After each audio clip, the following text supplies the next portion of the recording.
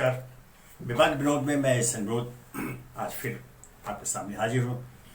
चलिए आज चर्चा करते हैं भारत के मुख्य चुनाव आयुक्त की नियुक्ति को लेकर उठ रहे सवालों पर, विवादों पर और उन आशंकाओं पर कि कहीं कोई ऐसा तो नहीं बैठा है जो जानबूझकर प्रधानमंत्री नरेंद्र मोदी को गुमराह कर रहा है, उन्हें गलत बयानी के लिए कटघरे में खड़ा कर रहा है। यह एक महत्वपूर्ण प्रश्न है। ध्यान रखें, भारत, विश्व गुरु भारत के प्रधानमंत्री नरेंद्र मोदी के नेतृत्व में देश जिस गति से विकास के मार्ग पर कदम ताल कर रहा है, हर क्षेत्रों में नई नई उपलब्धियों के साथ पूरे विश्व में एक विशिष्ट स्थान प्राप्त कर रहा है। अनेक अड़चनों व्यवधानों के बावजूद आर्थिक क्षेत्र में भी भारत की उपलब्धि सराहनीय है।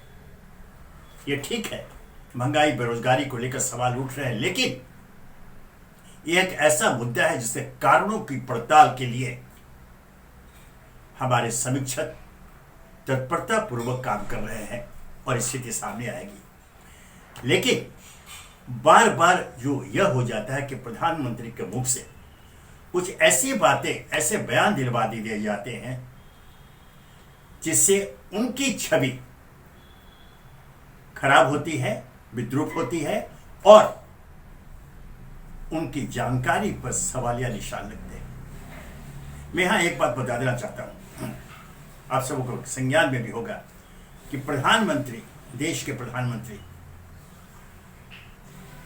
जब आम जनता से रूबरू होते हैं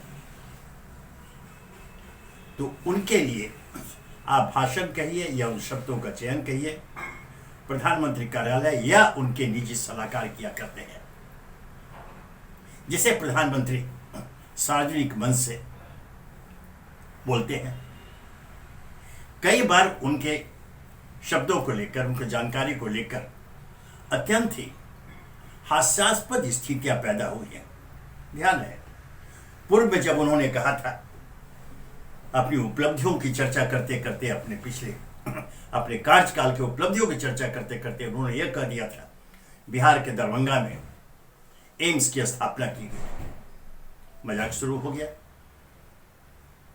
कहीं कोई एम्स दरभंगा में स्थापित कभी नहीं हुई और आज भी नहीं है।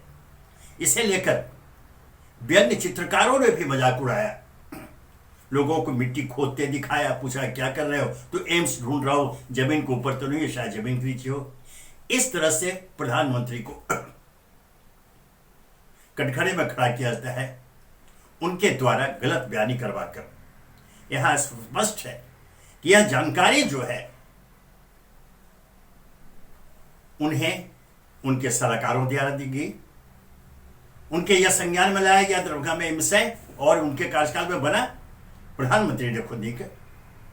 तो यह प्रधानमंत्री को कटघरे में क्यों खड़ा करने की कोशिश की जाती है और कौन करता है?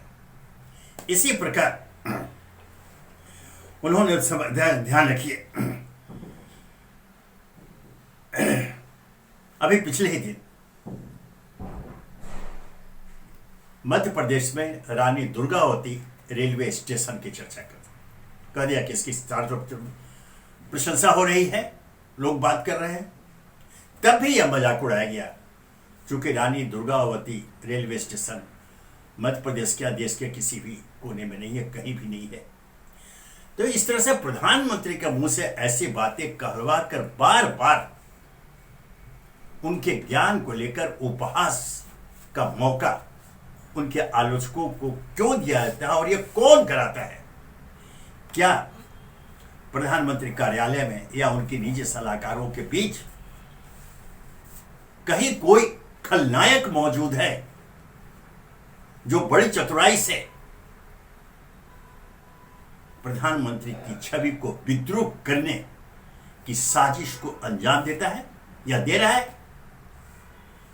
उन्हें गलत जानकारी देकर, उनका मुंह से गलत बयानी करवाकर प्रधानमंत्री को आम जनता की नजरों में गिराने की कोशिश क्यों की जा रही है।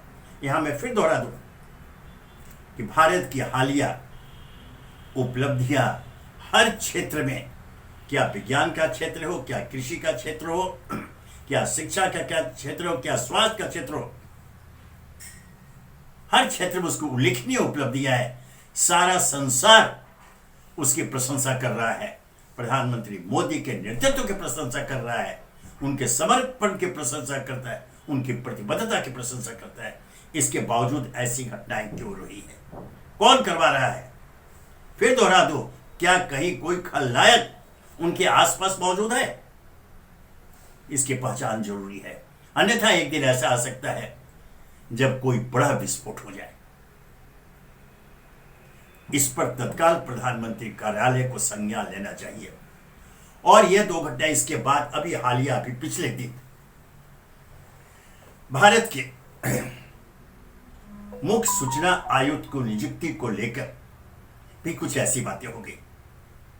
प्रधानमंत्री ने एक सार्वजनिक सभा में कह दिया कि कांग्रेस ने उस नियुक्ति के लिए हुई बैठक का बहिष्कार किया क्योंकि जिस महानुभाव हीरालाल सामरिया की नियुक्ति हुई वे एक दलित है, यह प्रधानमंत्री ने कहा। अब तत्काल कांग्रेस की ओर से इसका प्रतिवाद करते हुए कहा गया कि सच तो यह है कि उन्हें इस बैठक की कोई जानकारी, पूर्व जानकारी नहीं दी गई। नियुक्ति के बाद भी वो जानना चाहते थे, नहीं बताइए। यह जो स्थिति पैदा होती है उस पर एक बड़ी खोजबीन जरूरी है। कांग्रेस के अधीर रंजन चौधरी ने स्पष्ट शब्दों में कहा है कि उन्होंने जानकारी मांगी थी, लेकिन बैठक की तिथि बदल दी गई, उसकी जानकारी उन्हें नहीं दी गई और उन्हें अंधेरे में रखा गया, जबकि उस बैठक में वो सदस्य उनको जाना था। प्रधानमंत्री कहते हैं कि उन्होंने बहिष्कार किया क्योंकि जिस व्यक्ति की नियुक्ति हुई वो एक दलित है। अधीर रंजन चौधरी ने राष्ट्रपति को पत्र लिखकर पूरा विवरण देते हुए उनके संज्ञान में यह बात लाया है। यह स्थिति हमारे लोकतंत्र के लिए कदापि सुखद नहीं है। मित्रों, मैं बता दूं, पूरा दोहराना हो जाएगा।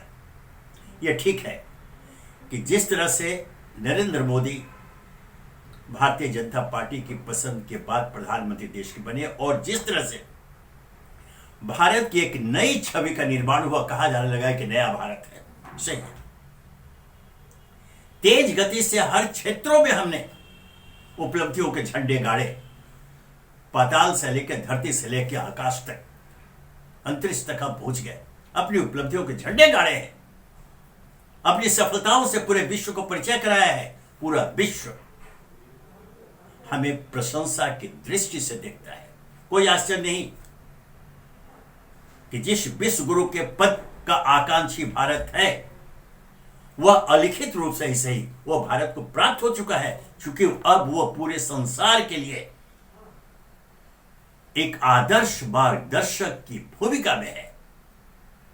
लोगों की निगाहें लगी रहती है भारत की तरफ, पूरा विश्व उसका अनुसरण करना चाहता है। इस पार्श्व के बीच जब प्रधानमंत्री की छवि को विद्रूप करने की घटनाएं सामने आती है, ताजा उदाहरण भारत के मुख्य सूचना आयुक्त की नियुक्ति का है, तो उससे तो यह आशंका प्रबल हो जाती है कि सचमुच कहीं न कहीं कोई वहां बैठा है प्रधानमंत्री कार्यालय में या प्रधानमंत्री के निकटस्थ सलाहकारों के बीच, जो साजिशन प्रधानमंत्री को गलत जानकारी देकर उनके मुखारबिंद से गलत शब्दों या गलत तथ्यों को उच्चारित करवाकर आम जनता की नजर में उन्हें अज्ञानी घोषित करने की कोशिश करता है, अज्ञानी बताने की कोशिश करता है, उन्हें कटघरे में खड़ा करता है। यह कोई छोटी मोटी बात नहीं है। लोकतंत्र में ठीक है, पक्ष विपक्ष एक दूसरे पर प्रहार करते हैं, आरोप लगाते हैं। यह नहीं भूला जाना चाहिए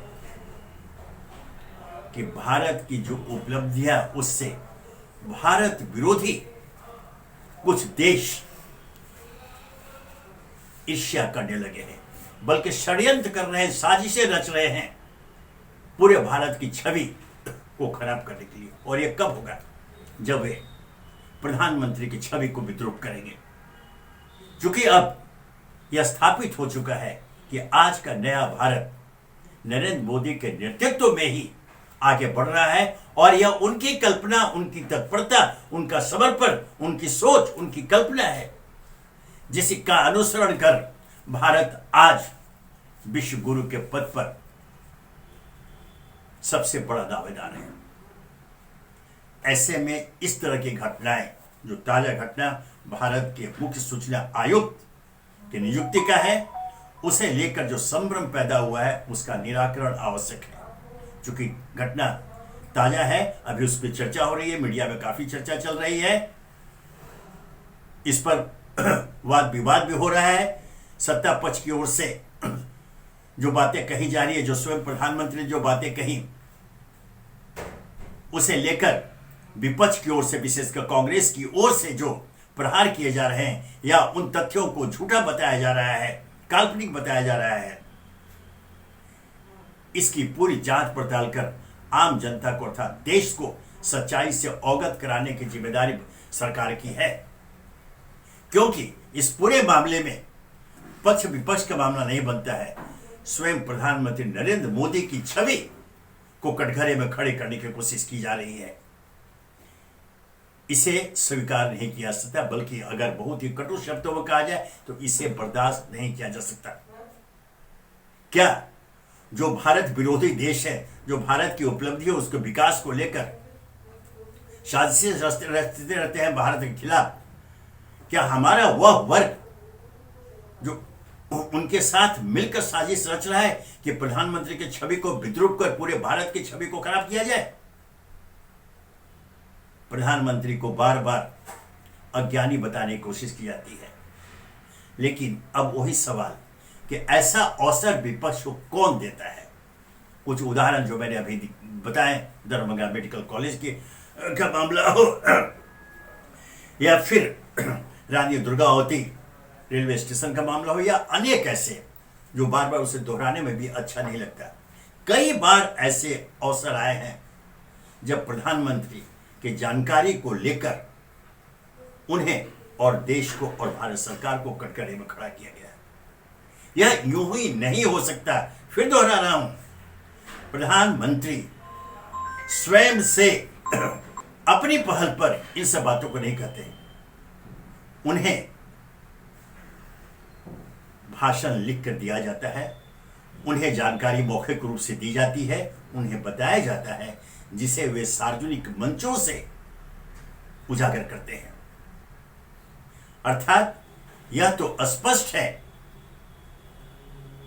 कि किसी न किसी रूप में जानबूझकर प्रधानमंत्री को गलत बयानी के लिए कटघरे में खड़ा करने की साजिश रची गई है या रची जा रही है। इसमें सत्ता पक्ष को, विशेषकर प्रधानमंत्री कार्यालय को और प्रधानमंत्री के सलाहकारों को सावधान रहने की जरूरत है। यह ठीक है, हमारे दुश्मन देश तो हमारे ऊपर आक्रमण करेंगे, इस तरह का आरोप लगाएंगे, लेकिन अगर हमारे घर के अंदर, हमारे अपने देश के अंदर विभिन्न मंचों से, विभिन्न राजनीतिक दलों से ऐसे आरोप लगते हैं तो तय मानिए कि कहीं न कहीं कोई साजिश रची गई है जो जानबूझ करके प्रधानमंत्री की छवि को विद्रूप करने की। इस पर तत्काल रोक लगे, इसका संज्ञान लेकर प्रधानमंत्री कार्यालय आगे कदम बढ़ाए, उन लोगों की, उन तत्वों की, उन संगठनों की पहचान करे, उन राजदलों की पहचान करे, उन राजनेताओं की पहचान करे जो प्रधानमंत्री की छवि को विद्रूप करने की साजिश में शामिल है। लोकतंत्र है, आप विभिन्न मंचों से आप सरकार की आलोचना करें, आप प्रधानमंत्री की आलोचना करें, प्रधानमंत्री की नीतियों की आलोचना करें, उनके क्रियाकलापों की आलोचना करें, उसकी छूट है, वो आजादी आपको है। लेकिन यह अधिकार आपको किसी ने नहीं दिया है कि आप प्रधानमंत्री की छवि को इस रूप में विद्रूप करें जिससे कि पूरे भारत देश की छवि विद्रूप हो और हमारी जो अपनी दावेदारी है विश्व गुरु के पद के हासिल करने की, वो हाशिए पर चली जाए। इसे स्वीकार नहीं किया जा सकता, इसे बर्दाश्त नहीं किया सकता। पुनः दोहरा दूं, प्रधानमंत्री कार्यालय और प्रधानमंत्री के सलाहकार तत्काल इसका संज्ञान लेते हुए यह सुनिश्चित करें कि भविष्य में ऐसा कोई अवसर वो विपक्ष को प्रदान न करें जिससे कि विपक्ष को अवसर मिले प्रधानमंत्री और भारत सरकार को कटघरे में खड़ा करने का। भारत की उपलब्धियां, हम सबों की उपलब्धियां, पूरे देश के नागरिकों की उपलब्धियां है। यहाँ पक्ष विपक्ष नहीं, यहाँ एक देश भारत है जो एक नव भारत के रूप में आज पूरे विश्व में एक विशिष्ट स्थान बना चुका है। इसकी सराहना करनी होगी और इसका श्रेय, आप चाहे जितनी आलोचना कर लें, इसका श्रेय वर्तमान प्रधानमंत्री नरेंद्र मोदी को ही जाता है।